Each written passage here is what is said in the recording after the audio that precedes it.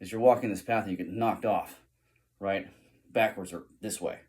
So you consider this as like a timeline, and it's folding in on itself, so you get knocked backwards. Consider yourself like a time wave function. I realize that might not make sense, but basically you're basically a walking energy wave is the best way of saying it, without getting too complicated. So anyway, you get knocked off course, right? And then you might actually, so consider the time wave function, the timeline, to be a process of growth, right? You start here, and your goal is here, like purpose fulfillment, walking with God.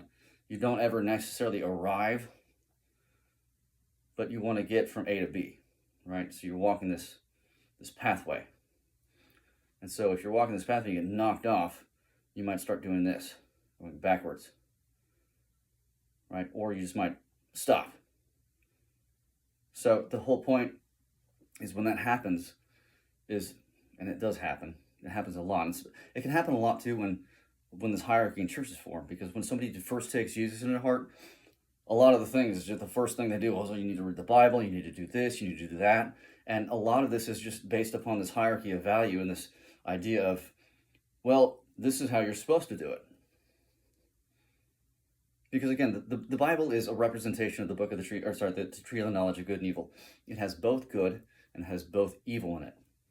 It is not the perfect word of God. Jesus is the perfect word of God.